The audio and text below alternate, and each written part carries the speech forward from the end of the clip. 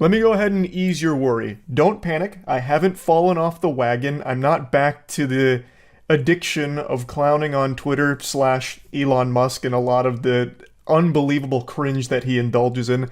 That's not the purpose of the video today. I know I've made a lot of videos about that platform, X, formerly known as Twitter, which no one calls it X for good reason. It's an absolutely atrocious name. I'm already getting off on a tangent here because they're making fun of Twitter is more addictive than heroin and Magic the Gathering card collecting. Like, there's just something about it. It just feels so good to insult, to spit on it. But, again, that's not what I'm doing today. So don't worry, I made you a solemn vow, a promise, that I wouldn't just keep making fun of that platform.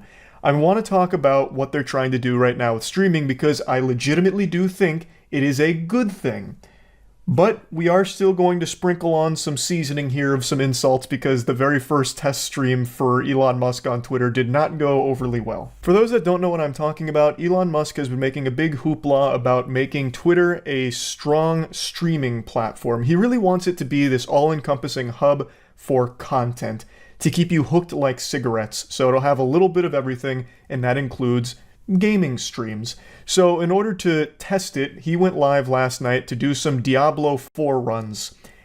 And boy howdy, it didn't go swimmingly, I'd say. I got to watch most of it unfold live on stream last night with Matt and Danny, and it was a confusing mess of a stream, but I do think the idea of bringing streaming to Twitter is a solid idea.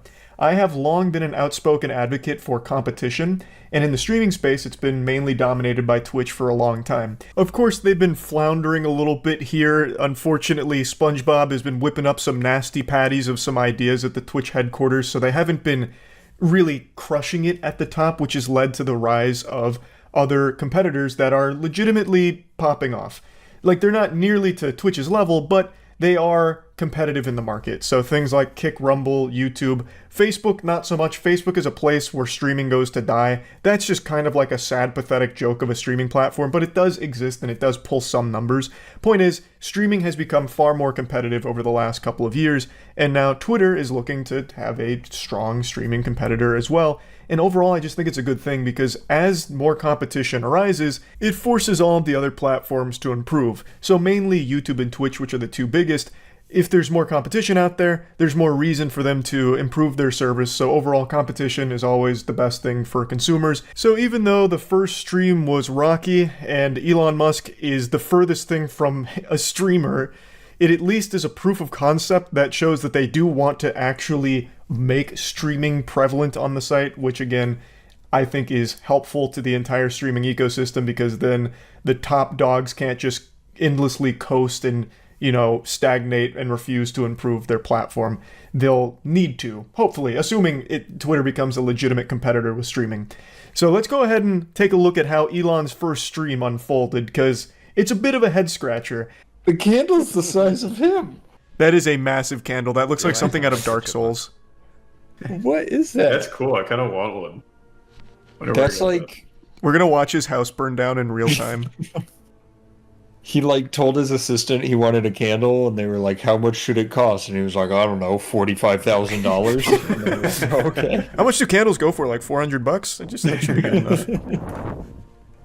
enough. Breathing directly into the mic now. Yep. 5-foot candle. Let's see. He's actively trying to suck all the oxygen out of the room. God damn, these are big. This looks like a satanic ritual room. It really does. There's nothing on the walls. It's just empty with a giant candle. He's really breathing into that mic. He fixed the flicker, though, it seems. Yeah. Yeah. Oh, no, the flicker is not fixed. It was just in the pause screen. Yeah. It's back. Where is chat on Twitter streaming? I'm watching on my phone. If you just go vertical, you can see it at the bottom, but it's off. Chat is off. Oh, it's off. Oh, he turned chat off. Yeah, he's a coward. Oh, yeah, he wouldn't want to get bullied. That's like his worst nightmare. Why is he streaming this right now? I don't know. Why is he doing this? How tall is a standard desk on a table? It definitely is not It's 100% not on a table. You No, can it's see it not right on the now. table. Yeah. Yeah, it goes all the way to the ground. And then the question is there a mirror behind him, or is there a second massive He's just got candle? he's got rooms of candles. God, when there's not a flashbang on his face, this actually looks like dark and darker. It looks so demonic. It's dungeon-esque. Somebody said with the lights on, homie, he looks like he's in the presence of a deity.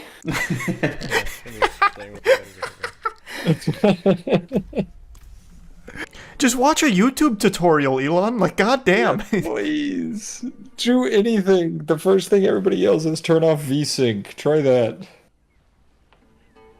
Or Well, turn it on. I think it's just his OBS settings. He just said OBS, I'm pretty sure. I think it's just the settings. I just wonder why it's not happening in menu. That's okay, I guess. Oh, good That question. shit is so bad. See, like, it's not even on his inventory. It's just the game. Good point.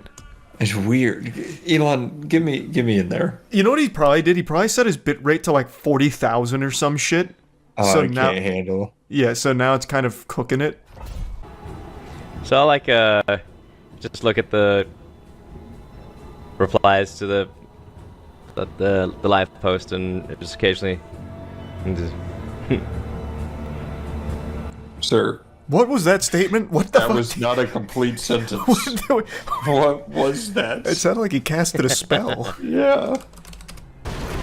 This is supposed to be a speed run, right? I don't know. I think that's what he's advertising.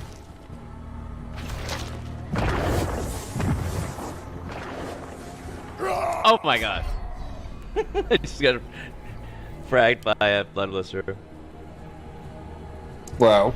Well then, the first mob. What a speed run. Oh, his name is I Will Never Die. There we go. Now he's Yeah, moving. He's cooking. There we go. He had to get the wiggles out. Yeah, it's his first time live streaming. He's got a big audience. He was nervous. Yeah. And since it's dark in here, you can't even see the flickering that much. That's true. Oh, he's dead. Oh, wow. That would have been awful if you died back-to-back times on this one mob. This might be a bit of a grind. All in all, the stream lasted about 40 minutes. It was a tech test. At the end, he was talking about how there's a lot to improve, but overall was just kind of working the bugs out. Now, he himself isn't the most amazing streamer. There was no chat, so he couldn't interact with anyone or anything, and he didn't really make any conversation on his own or even really talk. Most of the first 20 minutes was spent with him face down, buried in his phone. Like, he looked like me back in high school at prom, just like on the side of the wall, like just looking at my phone and nothing else. Like, it was just really insufferably boring just watching him struggle in Diablo and then not say anything at all, just kind of stare blankly at it and occasionally go, and that was about it.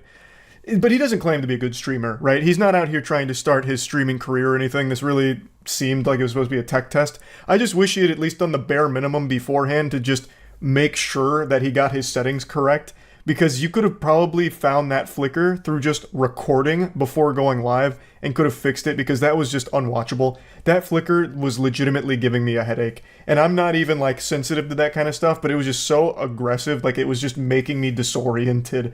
And you could have probably massaged that issue out before ever going live. Like, I don't think that just spontaneously happened when he clicked start stream. He probably could have figured it out through just a recording.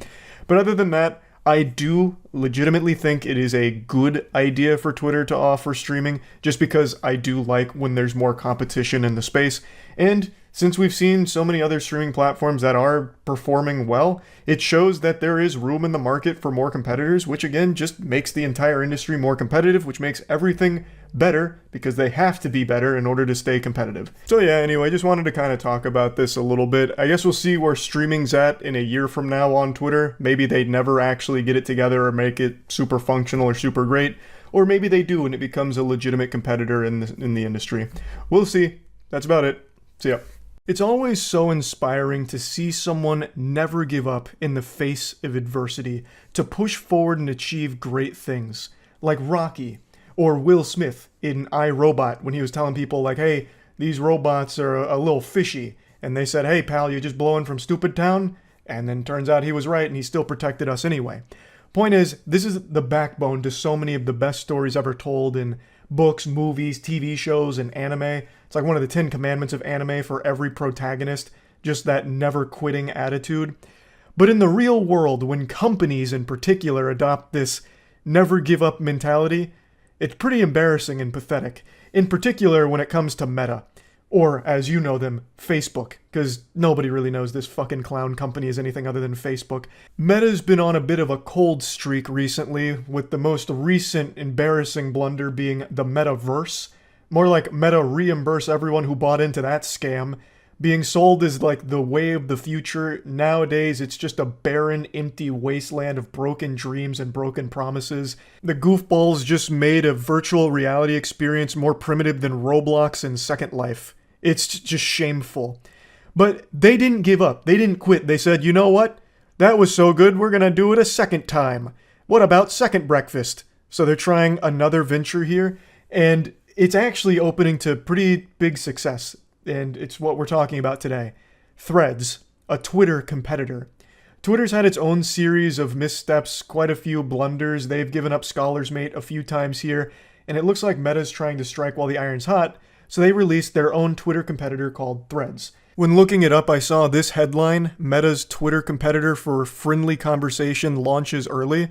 And this feels like the worst article ever written to promote something. Calling it a place for friendly conversation makes it sound like Weenie Hut Jr., where you're not allowed to go in there unless you're wearing elbow and knee pads.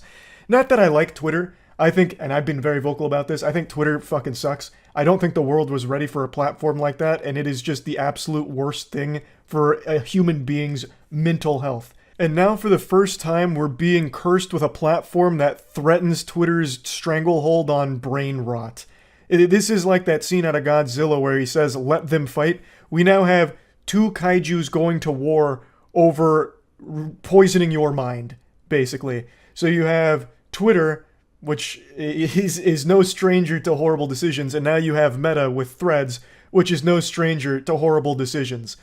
Obviously, Meta's mainly going to be using this for more data harvesting, I imagine, since that's kind of their bread and butter behind their business models. But this is a big deal because Twitter now has actual competition in the space.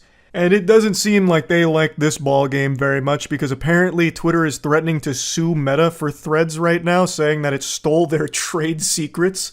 I don't know what Krabby Patty secret formula they think they cooked up there, but Twitter itself was already derivative of some of the old message boards from way back in the day. It just kind of became streamlined on Twitter, and everything just got so concentrated on the internet as a whole that everyone flocked to Twitter for the experience. I don't know exactly if they have a strong case against Meta here for Threads, so I guess we'll just have to see how that whole soap opera plays out. But honestly, the biggest thing about this announcement that I see nobody talking about for some reason is the fact that Meta maliciously calculated today as their launch day because they knew that I was dropping our Plague Seeker animation. They wanted to take the wind out of our sails knowing that Plague Seeker was going to hog all of the internet's attention for today, so they had to drop Threads in order to take the wind out of our sails. Which is foul play from Meta, but I'd expect nothing less from fucking Zuckerbot. So don't let them win. Go watch the Plague Seeker animation. We worked very hard on that. But anyway, I don't want to get too lost in the sauce here at the buffet, so before the steam keeps pouring out of my ears, let's focus on Threads. I have always been extremely vocal about how important competition is, and more now than ever since everything is getting so concentrated on the internet where pretty much all discussions are happening on either Twitter or Reddit and like nowhere else these days. I always think competition is a great thing. But that being said, Twitter sucks shit through a crazy straw, and I am not thrilled about making another Twitter account on something called Threads. I don't need a Twitter 1.5. I already don't like current Twitter, so why would I come around for the sequel here? I don't need too fast to Twitter, so I'm not going to make a Threads account, but I'm glad that it exists, and I hope it does become successful, so that way Twitter doesn't have a stranglehold on brain rot anymore. They can now share the neural load. And maybe, now we're just spitballing utopias. Maybe Threads actually does become a great social media platform somehow, and Twitter can just kind of be like this quarantine zone for, wild, wacky nonsense. It could just be like the fucking loony bin, right? Then I'd make the switch to Threads. But for now, I don't need another Twitter. So I'm not going to be signing up for it. I'm not exactly, scratching at my neck for more of that experience. But like I said, competition is great, and I do hope Threads can at least threaten Twitter enough so that way both can improve. So that way you're not stuck with constant dog shit changes that make the user experience worse. Most important thing to remember about competition, that it is always the best thing for consumers. You want competition. This isn't me trying to hypnotize you. I'm telling you a fact. You want competition. You don't want one entity to have all of the power when it comes to a market share like this. So it's good. But I don't like Twitter, so I'm not making a Threads account for more Twitter. But I'm out here rooting for it, even though it is one of Meta's. But at least now you get the choice. Do you want to stay on Twitter, or do you want to go to fucking Mark Zuckerberg's booby here and suckle on that for the Twitter experience? You get choices now. And since I don't have a Threads account, I've just been reading people's personal accounts of the site. Apparently they're not allowing pornographic material, and they're also censoring people, like individuals. I don't know how true these claims are right now because I'm getting conflicting information from different sources. And if both of these claims are true, the censorship is a big L, but not having it constantly feeding you pornographic material, I actually think is a good thing. I don't know if that's a hot take or not. I was talking about this on stream last night. I never stopped to think about just how weird it was that Twitter's a platform that you have to be 13 or older to sign up for, and it just has porn plastered all over the place. And it's super common, especially in replies. And this is a platform that is, again, 13, which is below the legal age for porn consumption, which is 18. And it just wasn't even something I even thought about until a couple people on Twitter started mentioning it, and I was like, huh, that's an interesting point. And the majority of the time, it's not age-gated at all. You just immediately get fed the content with no, safeguard in place or anything. You'll read a goofy tweet that you're giggling about, such as the timeless classic, dude walked into the pee store and said, "Is this the poop store?" It's like, brother, look around. And you're, busting a gut laughing at it, having an old belly laugh, and then you scroll into the reply section to see who else is laughing with you, and then bang, just a full picture of a gaping, leaking butthole and an OnlyFans link. And it's like, what the fuck? So yeah, I'm not exactly going to be crying about the lack of porn on Threads if that is the decision they decide to make. But I did look up some complaints that a couple of articles have noted, so I'm just going to go through those real quick, because again, I'm not making an account on Threads right now, so I don't know firsthand what the experience is like. According to this article, you can't set Threads to view only posts from accounts you follow, which, again, this just feels like they rushed it out and just didn't bother putting this in yet, but will be coming shortly if I had to guess, because this is a pretty obvious one that they'd need to have set up. There's also no web interface, but you can read the threads on the website, but you can't post them or interact with them in any way. And apparently you can't delete your Threads profile without deleting your Instagram, which seems like a pretty big oversight, but it seems like something a lot of people will have an issue with down the line. According to the quote here, you can deactivate it, but you can't delete it without, also annihilating your Instagram account. Also, there's no search functionality right now in Threads. It only lets you find user accounts, so they do say that they'll be adding more features to help discovery, obviously. That's very clear. This is just a rushed job getting it out, so it doesn't have all the features at the moment. And then the other thing is that it's not currently available in the EU, which I imagine it will be shortly. But yeah, anyway, like I said, even if I'm not making a Threads account right now, I am happy that there is competition in the space, and hopefully it can be a legitimate competitor to Twitter. So yeah, that's really about it. So yeah. Twitter and bad decisions go together like spaghetti and meatballs. And it brings me no joy to keep talking about Twitter continuously getting worse with more and more embarrassing changes that keep hitting the platform. I would love to be talking about it getting better, right? Talking about oh man, Twitter's introducing an amazing change and people are, pumping their fists in celebration. But that is just not the utopia we live in. That Narnia doesn't exist. Right now, we're cursed with this brain rot Twitter that only somehow continues to fester and ooze. And what we're talking about today is its latest fumble with a new bad decision. It's actually been a whole handful of goofy changes, but I'm just going to focus on the silliest ones. So let's get into the cream of the crop, the biggest one people are talking about right now, the legacy checkmarks. For a few months now, Elon Musk was saying it needs a drastic overhaul. I've got my finger on the trigger and I'm about to just blow the fucking brains out of these checkmarks. He was going to eradicate the old blue checkmarks, letting everyone know it's about to go extinct like the dinosaurs. Elon Musk was coming in, dropping the asteroid. The only check marks that would exist after April 1st of this year were going to be the Twitter blue check marks, the paid ones, $8 a month, flushed right down the shitter. Those would be the only blue check marks left. Well, it looks like we all survived Armageddon because it's April 2nd, and there's only been one minor tweak to the blue checkmark system. This is kind of like when the Mayan calendar stopped at 2012, but then we hit 2012 and kept going, so people were curious about, like, oh wow, how did we, what happened to the end of the world? That's what's got everyone scratching their head right now, because the blue checkmark system is exactly the fucking same, except now the wording on them is changed. So everyone that had a legacy checkmark before the purge still has it. There was no purge. It was a false flag operation, I guess. All that changed is how they explain it. So now, if you look at any checkmark, they all say the same thing, which is this account is verified because it's subscribed to Twitter Blue or is a legacy verified account. It's such a minor tweak and not at all what it was hyped up to be. This really feels like it was running defense for the feelings of people who paid $8 for Twitter Blue and kept getting bullied because it proudly showcased that they are verified because they paid for it. So they were being relentlessly bullied all over Twitter for anyone that bought the service. Now, this muddies the waters, so you'll never know if that checkmark is from someone that paid for it or if they were a important person with a legacy verification checkmark. It really feels like it was just to protect the feelings of those pay piggies that were dumping the $8. So that was pretty lame and disappointing, but if you are a Twitter Blue subscriber, now's the time to rejoice. You'll be able to sleep easier at night knowing that people won't be able to laugh and spit on you as easily as before, since they won't know if you're dumping the $8 a month for that checkmark. But there have been a couple other changes that I think are worth mentioning here since we're talking about it, and one of them is about the other two badges. So there's also a gray badge in addition to the blue one. This is a completely different badge, and it's reserved for government officials or politically powerful people. It goes to them. That's not something you can buy. That is something that you have bestowed upon you, like Elon Musk personally knighting you with the gray badge on the platform for the politically powerful people.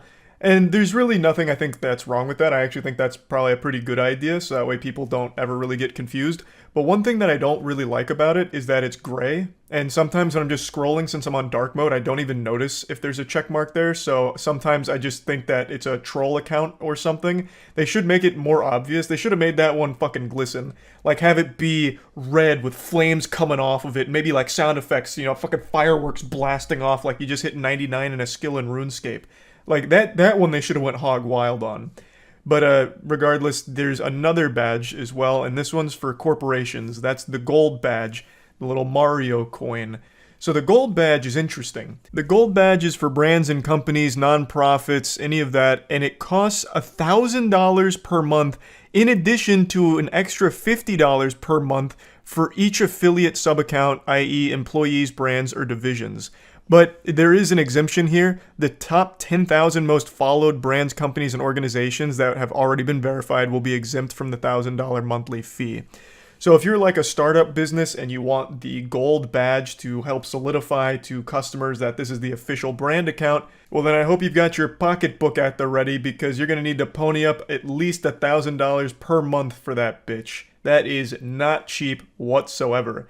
And I actually would be super insulted if I was a startup business that would find value in that gold badge, because the top 10,000 most followed corporate accounts, as well as just its 500 largest advertisers, are being grandfathered into it for free. These are massive corporations that could easily afford the $1,000 per month charge without feeling shit.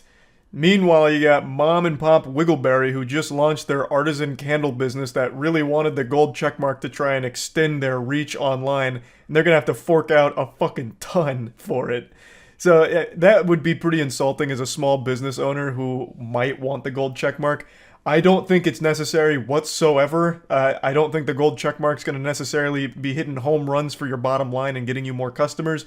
But I have heard from a few small businesses and nonprofits that aren't going to be, with the waived fee here, that were very upset about it. And I do understand why they would be, because again, that is expensive for smaller businesses. Meanwhile, the businesses that are already huge that could easily afford it don't have to. They don't have to eat the cost at all. Instead, it's coming from smaller businesses, which is weird. That seems kind of backwards to me, but whatever. I thought that was at least worth mentioning, because $1,000 per month for a fucking badge on Twitter is in and of itself a wonderful joke. Now, the last change that I'd like to discuss is one that kind of branches off of a bigger topic. What is the value of even being verified on Twitter?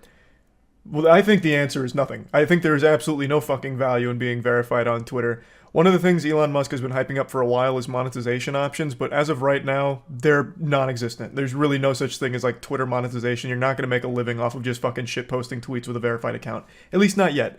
Though I do wonder if he is like genuinely exploring that to see if there is a way to have content on Twitter generate ad revenue for its Twitter Blue subscribers to incentivize them to keep posting. I think that's the plan. It's just not fully realized yet. So as of right now, it is completely worthless to have the check mark.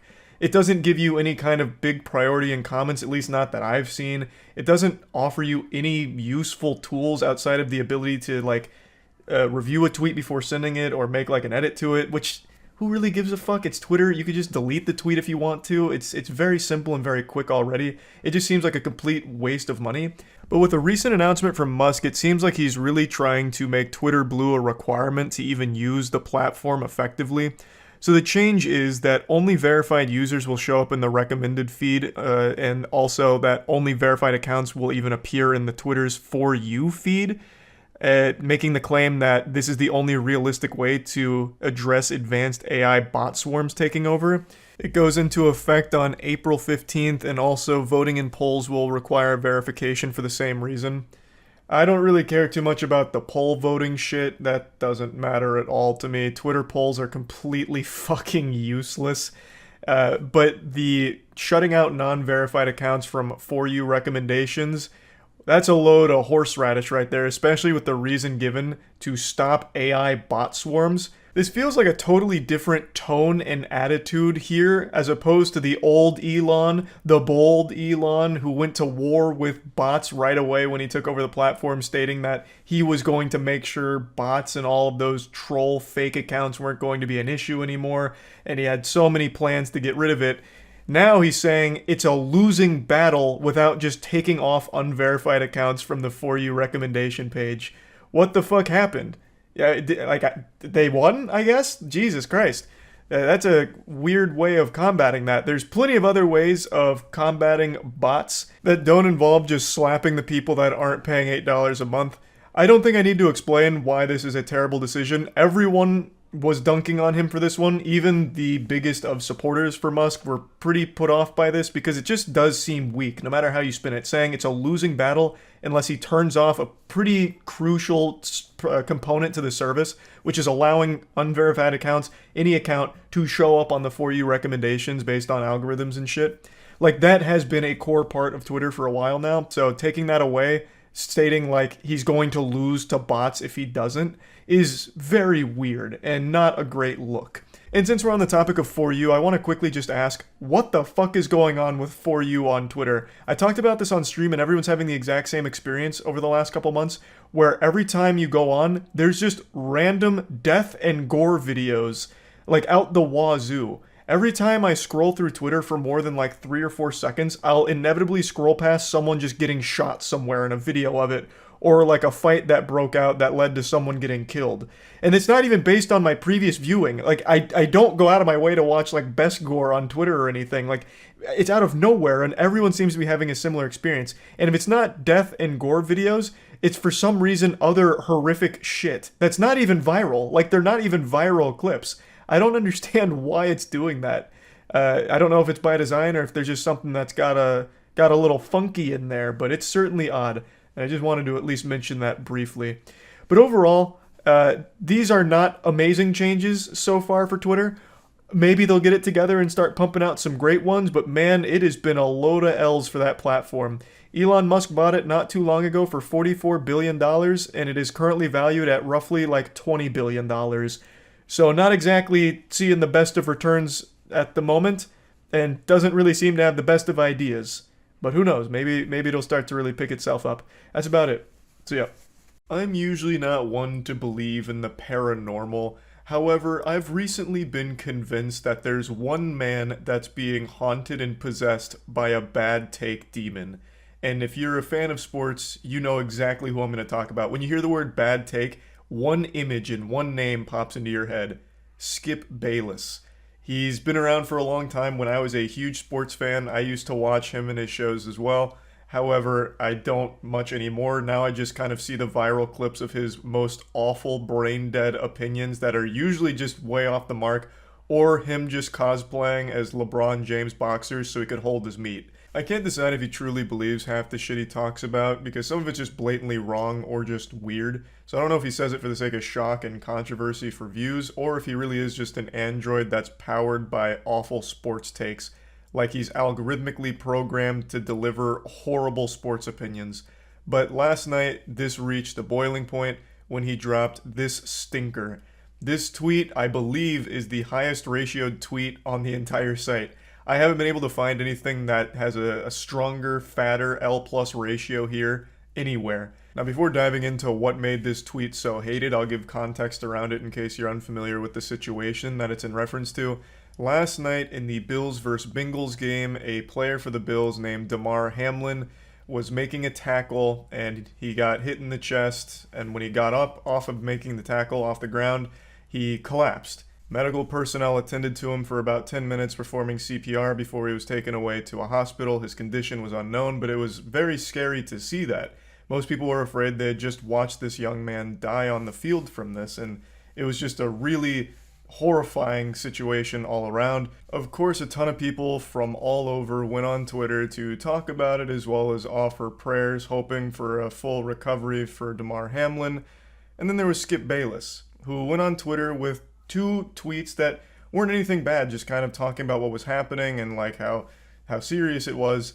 But then on his 3rd tweet, something went awry. Some wires got crossed in the old dusty brain of Skip Bayless. This was not a 3rd time's the charm situation here. He let the bad take devil out to play. And that's when he dropped this tweet. This poorly worded masterpiece is what's getting dunked on right now. No doubt the NFL is considering postponing the rest of this game. But how? This late in the season, a game of this magnitude is crucial to the regular season outcome, which suddenly seems so irrelevant. Now let me break down why this was hated so widely, because when I talked about it on stream, there was a few people that were confused by it, which in turn confused me at their confusion, and it just became this fucking degenerate cycle of spitting confusion at each other's mouths like 2 girls, 1 cup. So, the reason why most people, including myself, found this to be a dumb tweet is because of how callous it reads. It feels more like Skip Bayless is focusing on the importance of the game rather than Damar Hamlin's health. Instead of being concerned for Damar Hamlin here, he's more concerned about the game. And since it's an important one, they're considering postponing it, but how? That's a tough thing to do. Which he's not wrong about. Postponing and suspending a game is not an easy decision to make, and it is an important game, but that really isn't what's most important here. And when you read this tweet, it feels like he's saying that the game is what's most important. And that last line where he says, which suddenly seems so irrelevant, well, that little zinger had more interpretations than a Rorschach painting. So some people are saying this is Skip Bayless saying that, the game's important, but now it's not because of Hamlin, so he is putting focus on Hamlin. But the majority of people read that as Skip Bayless being disappointed that the focus is no longer the game. Oh, this game is so important, the magnitude, it's crucial to the regular season, and postponing it, how? It's such an important, crucial game to be played, but now it just suddenly seems irrelevant. Like, it sounds like he's disappointed that the Hamlin injury has taken the focus off of the game. So his tweet is to put it back on the game. It's a poorly worded, jumbled thought here that reads badly and reads very callous. And it doesn't even, do anything. He's just talking about the difficulty of rescheduling or postponing a game. And he's not wrong. It is hard. But what the fuck is the point here? Why even mention this? Everyone knows it's not an easy decision to make on whether or not to suspend a game in a situation like this. That offered nothing, and it just seemed like you cared more about the game than Hamlin. He did then drop this apology tweet. Nothing is more important than that young man's health. That was the point of my last tweet. I'm sorry if it was misunderstood, but his health is all that matters. Again, everything else is irrelevant. I prayed for him and will continue to do so. This one rubbed me the wrong way. This one grinded my ass. This is a little petty, but he's saying sorry if it was misunderstood. Just take responsibility. You poorly worded it. Don't say, I'm sorry you guys didn't understand my wise words, my sage wisdom. I'm sorry it went over your head with what I was really saying. Just be like, yeah, I didn't word my thought properly. Because it is just poorly worded. It is just not worded correctly. Like, if your point is all of this isn't relevant now because we should all care more about Hamlin's health than the outcome of this game, then you should have made that more clear, because the way it reads is that the game is more important than Hamlin's health. Which is obviously why Skip Bayless became a public toilet for everyone to shit in last night. Now, to give an update on Damar Hamlin's condition, as of right now, the most recent update, his vitals are back to normal, but he remains sedated. So things are trending in the right direction. The official statement for what happened here is he suffered cardiac arrest following that hit, and that's what was going on. So it's just a very scary situation overall. He remains in critical condition as of right now, but with his vitals being normal, things seem to be stepping in the right direction, so hopefully everything continues to improve for Hamlin's condition. Now, I do want to mention something wholesome that's happened in the face of all of this awfulness. Damar Hamlin had a charity that was doing a toy drive, and after this hit, they've raised over $3 million for that charity. So I just really thought this was something very positive from the community to come together to show support for Hamlin. So I definitely wanted to mention that. Overall, Skip Bayless does what he does best, make a fucking fool of himself.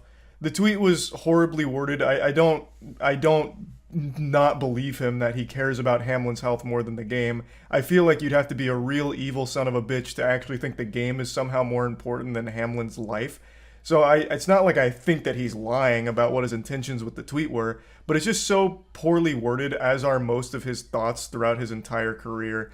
So that's why he got dunked on. It is just still a shit tweet overall, and that's now become part of Twitter history as, I believe, the most ratioed tweet to ever exist. At the very least, the hardest ratio of 2023, and we're already kicking it off in a big way here with that one. That's going to be a tough ratio to beat.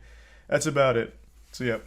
I very rarely go on Twitter these days, but sometimes I'll get the itch and I can't help but scratch it. And anytime I do wander into those woods, I don't find Winnie the Pooh with honey. I find chaos. The platform is just this perpetual powder keg that people are desperate to ignite. Even if there's nothing to be angry about, they'll make something up in their head to fight that ghost. They'll put on an imaginary friend to insult and go ballistic over, which is exactly what I saw today over this post from chess.com. They said, accepting new name ideas for this piece, and it's a picture of the bishop. A pretty normal shitpost to any sane person who's not condemned to Arkham Asylum. It's engagement bait. It's a meme. I imagine most of you know by now, I'm not a big meme guy. I give most memes a 1 boom out of 5. I'm not a fan of engagement bait, so this isn't my favorite type of post by any means. But I'm also not a Neanderthal, so I'm able to recognize that clearly this is just a quick throwaway, light-hearted meme that was meant to just get people engaged and saying silly names in the comment section. They were expecting people to just leave silly names under there, just real goofy stuff, and have a bit of fun with it. Aha, Bishop, change its name to Fallopian Tube, change its name to Booby, or what about a shit piece, ha ha ha, like that kind of thing. And it's a meme they've done before on other pieces like the Rook. But oddly enough, the Rook has significantly less engagement than the Bishop. That's pretty curious. They thought they'd just be getting dumb names. What they got was a catastrophic war zone with meltdowns, crashouts, and bodies piling in the streets all over this engagement bait post, because people perceived it as a political statement trying to erase Christianity from chess. I shit you not, a lot of the top replies to that post are people fighting to keep the Bishop name there, thinking that they're serious about changing its name, unable to recognize the very clear, obvious joke that I think even a toddler could pick up on. It's bad. Like, this is like Lord of the Flies, but everyone's piggy getting rocks dumped on them here. It's fucking tragic. Before going to the quote tweets, let's stay on the front lines here in the reply section. A ton of the top comments are basically this: I hate Jews so fucking much, man. Let me guess, you're Jewish. Even online chess is Jewish now. Crazy. And just shit like this over and over and over again. This is like the most common reply to anything on Twitter. If it's something someone doesn't like, you bet your sweet bippy the reply is gonna be like, "Damn you Jews! I was eating Cheerios this morning and I had one that wasn't a perfect circle. It's the fucking Jews trying to brainwash me again. Man, my cat went to use the litter box but just pissed outside of it. The Jews came in here in the middle of the night, burglarized my cat's bladder, and changed the trajectory of its pee to my floor. Jews, why?" So I wasn't surprised to see that these were some of the top posts of the chess.com meme. That's just the Twitter bread and butter right now. That's like the signature special sauce. Fucking heavens to Betsy, yesterday I saw a post about a mother celebrating that her son graduated college, and the top reply just said, "Jewish?" Question mark. Anyway though, back into the trenches. They are bishops. Take your anti-religious nonsense back to Reddit. Please delete your account. How about we turn everyone who works for your garbage website into ground beef and feed you to Africans? You will never be able to erase our culture and history no matter how much you try. That's a big one that was repeated a lot. We invented chess and now you're trying to make it woke? Get out of here with that gay woke mind virus agenda. Go woke, go broke, checkmate. Tips Fedora. Up dudes to the left, kind stranger. I love that the checkmate was something they said a lot of. I think there was a real sense of like accomplishment with that, like very proud. First of all, though, we didn't invent chess. That didn't come from us. That came from India. Secondly, no one's making it woke. They're not actually changing the name of the bishop. It's a fucking meme engagement bait post they have also done for other chess pieces. Wake up! How can you be so soft? It's the bishop, you filthy rats. You want to rename the king to Comrade Stalin? Fuck your atheist gay race communism. That's the bishop. Forever will be. Amen, brother. As the bishop, it's gonna stay that way. Get your gay communists out of here. You want to take all this gay communism somewhere? You take it to the dump. Not on my sacred chessboard. That gay commie shit, that goes in the toilet and I flush it. That's what happens to the gay communism. The deconstruction of the Christian West lost at the ballot box. Fuck you guys. I'll just cancel my account if you try to pull this shit. Go fuck yourself and fire whoever recommended this idea and everyone who greenlit it. Fuck you. It's a bishop, and delete your Twitter account. It's 2025, we're not doing this anymore. Fourth Reich, 1,000 years, is still called a bishop. I know I mentioned we'd go through the quote tweets, but most of them are just kind of like this. The erasure of anything remotely Christian from society needs to stop. And then there's a couple of other quote tweets.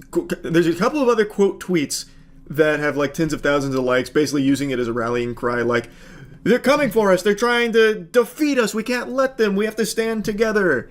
That kind of thing, which again isn't happening. There's no bishop name change coming in here in the chess patch notes. I can't believe we're at this point where that even needs to be said. And then there's a lot of cope from people that are being pointed out like, hey, that's not happening, you look kind of stupid for this kind of blow up over something that is clearly just a joke. They're like, well, it's a bad joke. Yeah, maybe they did it for the rook, but it's a drawn out shtick. They should have known that this is a terrible idea with the rook post. Well, why? The rook post didn't have anything like this on it. It was just clearly a meme. But people go on Twitter with, like, stupid eyes. Like, they go on there with actual caveman brain where everything they see, it has to be an attack on them. Like, how am I going to be a victim today? Holy fuck, chess.com said they're changing the bishop piece. Why, I oughta? I never.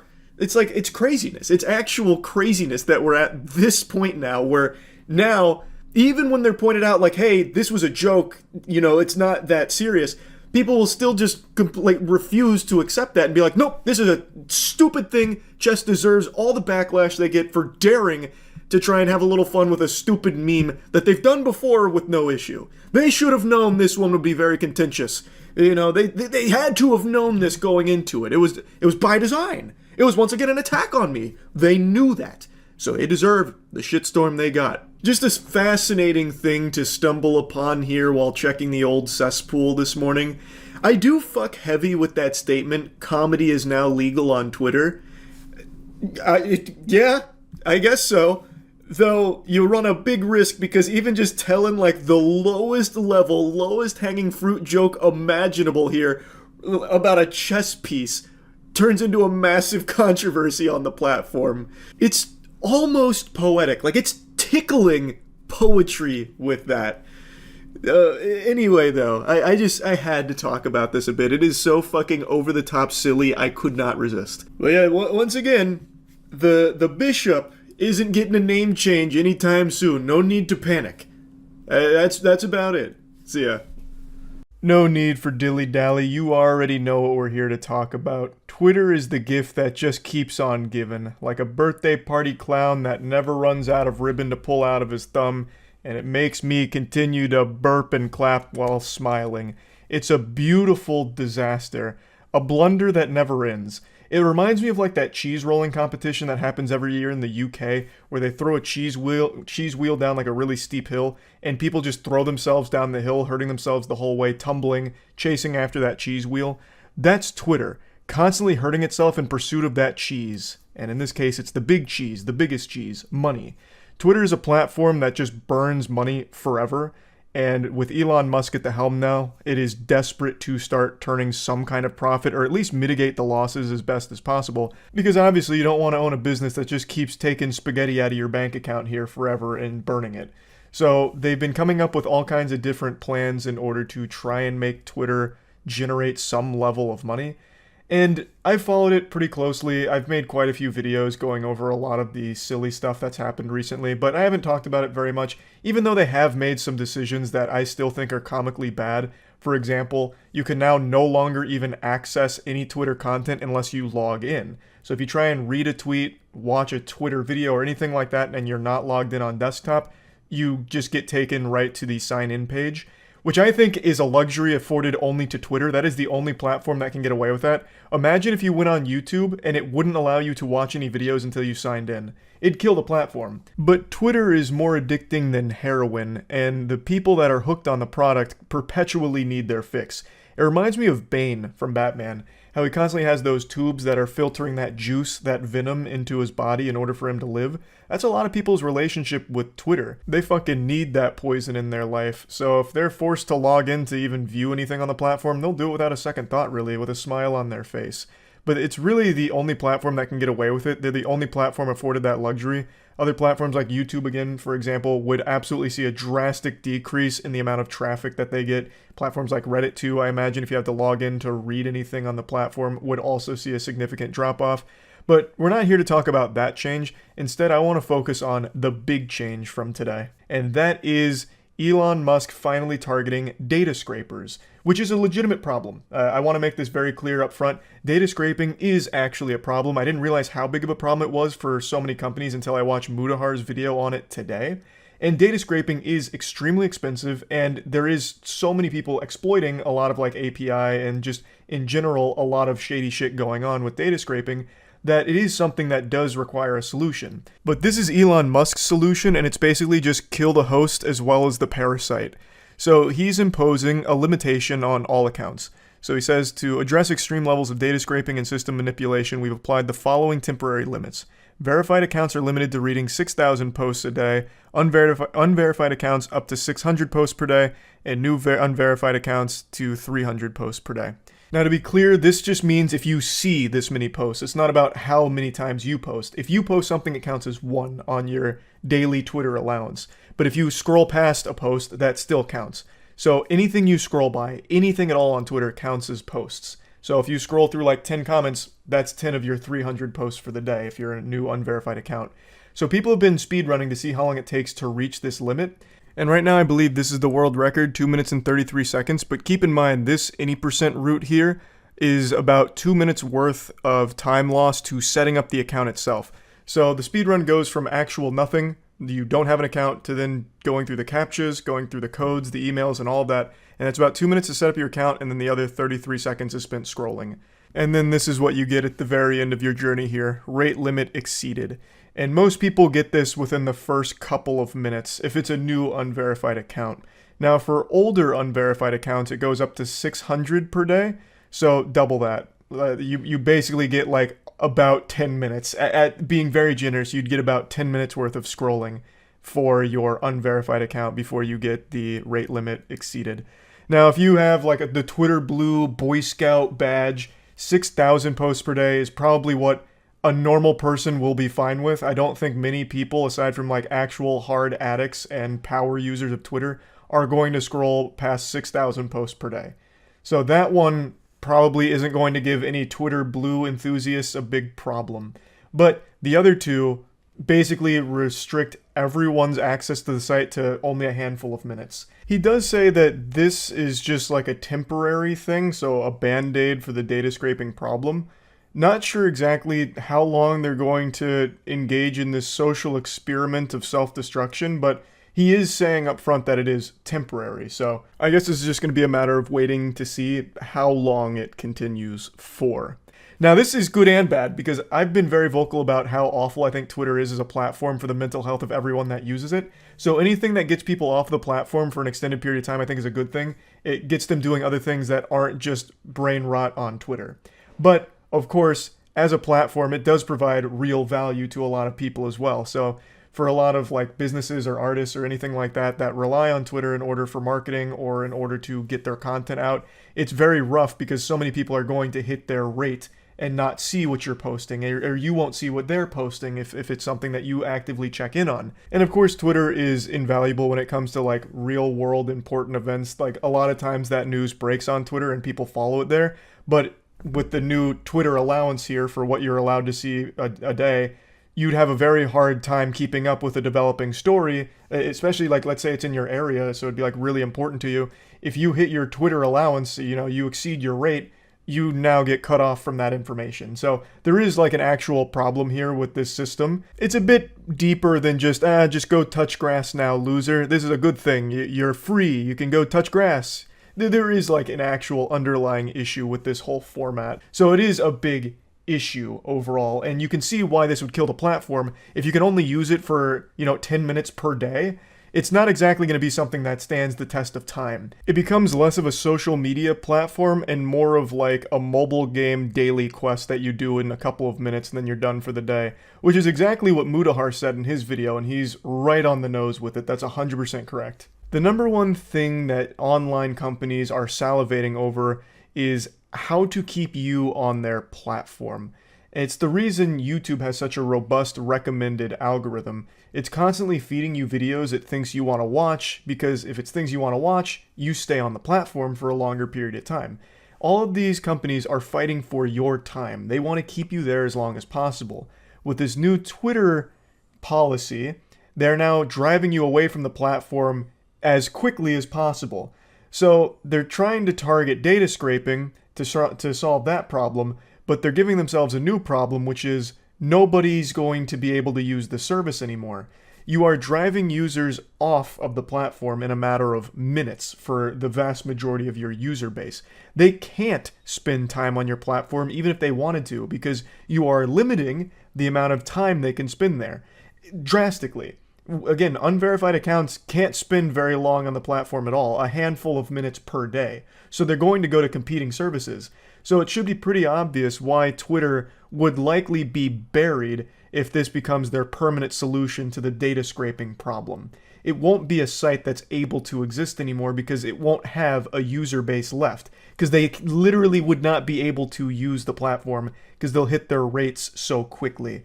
It's what's been happening all day to so many accounts. And Elon Musk recognized that as well. He must have seen that so many people were instantly exceeding their rate and being cut off from the service, so he increased it to 8K, 800, and 400. That 400 makes pretty much no difference. That is negligible. That'll give you an extra 5 seconds worth of scrolling, so that's who gives a shit. The 800 gives you maybe another couple of minutes of scrolling, and then the 8,000 doesn't really matter because that wasn't the biggest issue with the change. Or maybe I'm dreadfully underestimating just how addicted people are to Twitter. Like maybe people are scrolling past more than 6,000 or 8,000 posts per day. But regardless, he increased the limit because so many people were hitting it so quickly. As I was recording this video, he increased it again to 10,000, 1,000, and then 500. The 500 is still, once again, not a big difference. You're still going to have to be rationing your time on the platform to make sure you don't see unnecessary tweets that take away from your allowance. So that is, again, still not going to be a big deal. It adds maybe an extra 3 seconds to the speedrun route. The 1,000 for unverified accounts that have existed for a while, that might be, let's just be super generous and say that it gives you like a full hour worth of scrolling on Twitter, if you do it at like a very leisurely pace and you painstakingly read everything you scroll by, like maybe that'll give you like an hour. But then, once again, increasing the Twitter Blue to 10,000, this is just starting to highlight that I might just be really out of touch with how addicted people really are. Because, again, I thought 6 or 8K was probably not really the big issue with this, because I didn't think most Twitter Blue subscribers would be that deep into fucking doom scrolling forever. But, I mean, he's increasing the Twitter Blue one again to 10K. So, I mean, there must be an issue on that front as well. But regardless, you can see that the rate limiting of everyone on the platform is starting to cause some kind of internal panic. Clearly the goal is to combat the bad actors with data scraping, but it's coming at the cost of killing the entire platform for everybody else. It's like hunting a mosquito with a bazooka. You'll kill the mosquito, but everything else around it too. And in this case, it's your users that aren't paying for Twitter Blue, which is the vast majority of your user base. It's obviously trying to push all of the unverified accounts to paying Twitter Blue subscribers. It's trying to convert them into handing over some money out of their wallet so that way they continue to spend all day on Twitter like they're used to. So all the goals are pretty obvious here. Obviously trying to stop losing as much money as they are to data scraping, and also trying to convert the people that aren't willing to drop some doubloons on Twitter into people that will pay money for a Twitter Blue subscription, so that way they can unlock the bigger allowance for the site. They can spend more time on there. They get to unlock more time with Twitter. I don't know how successful that's going to be. Hopefully it won't be at all. I really don't see a world where people hit their rate and then just immediately like grab their fucking credit card because they are scratching at their neck for more Twitter immediately. I hope that isn't the case. But regardless, should this system carry over for a long period of time, I really do see it being the legitimate end of the site. Again, most people aren't going to be paying for a service that has been free for as long as it's existed. So I just don't see a world where all of a sudden they're going to be okay with it now. But like Mudahar, I recognize that data scraping is a problem that requires a solution.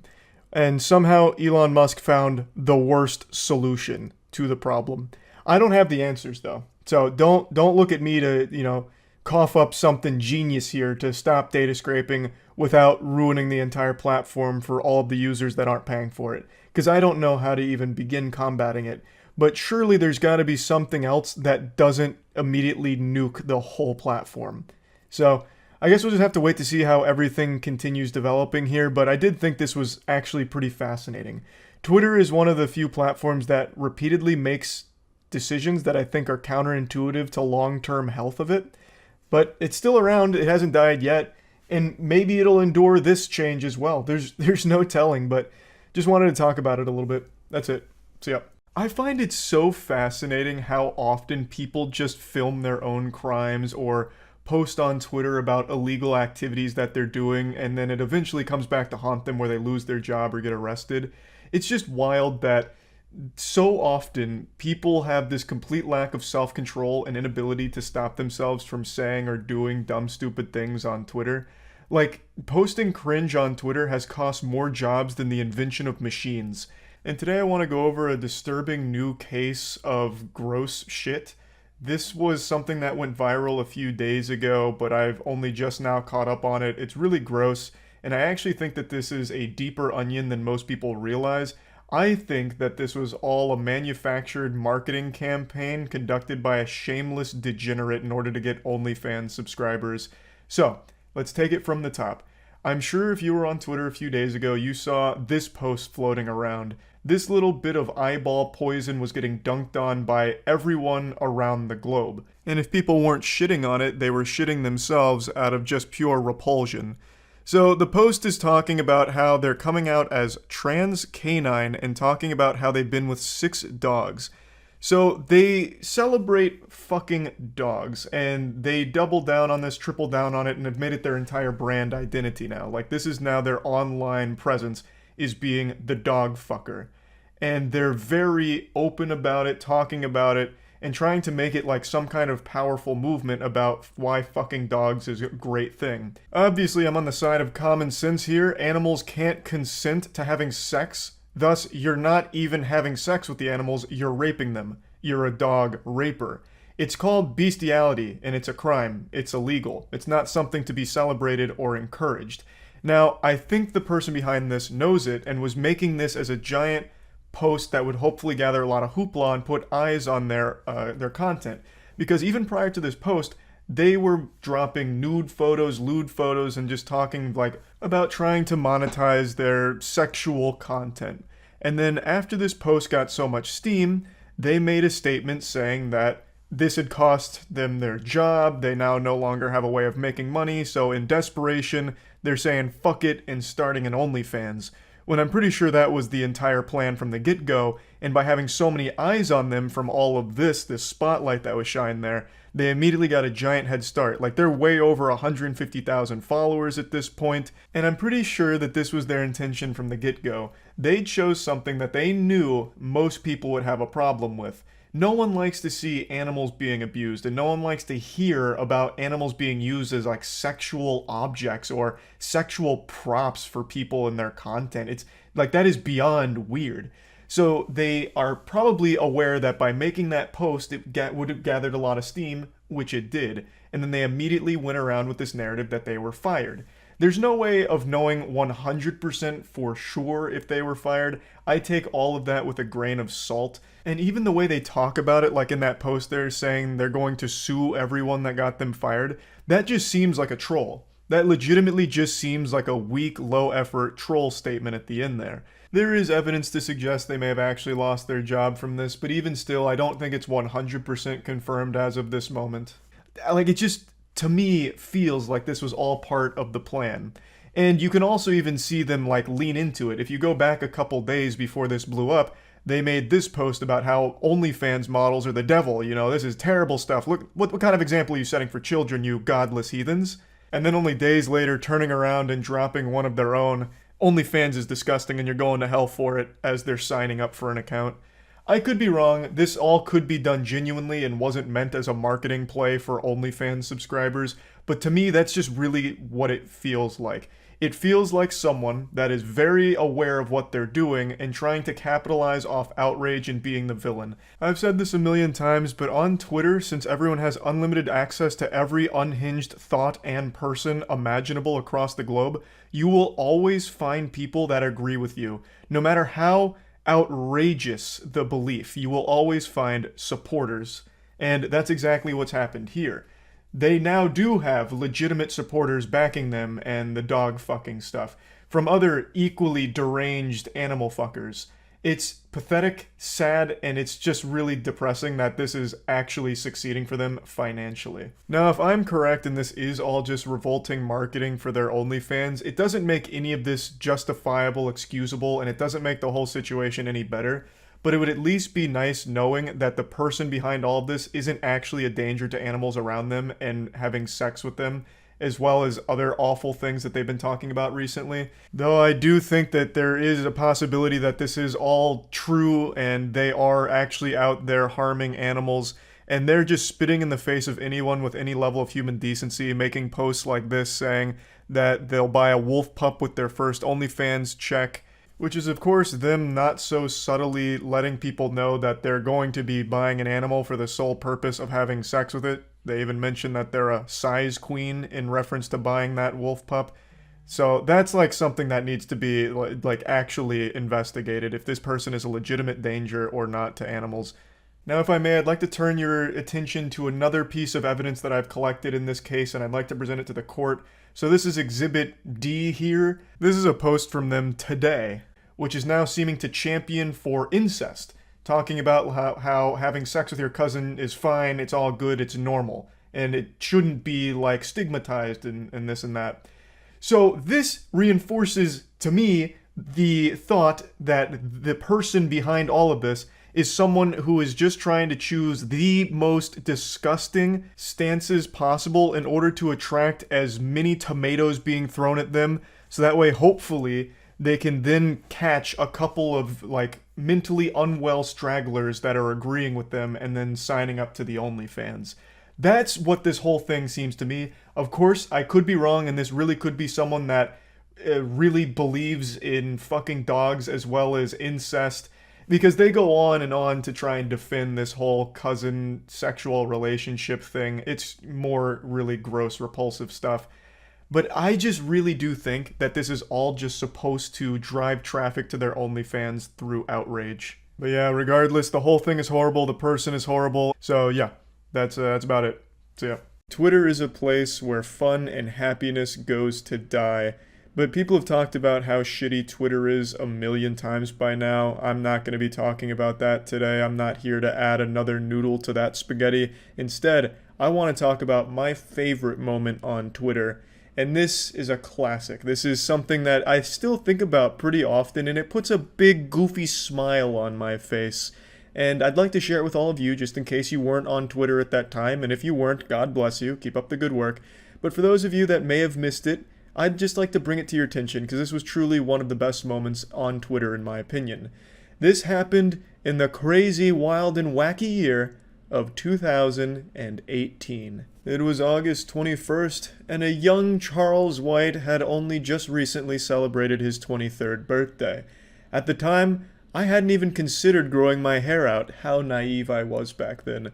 A silly, short-haired Charles, in all his hubris, took to Twitter on August 21st, as he typically did, just perusing and seeing what was going on, cruising the internet, when all of a sudden, his eyes were drawn to a developing story that was starting to really make waves on the platform.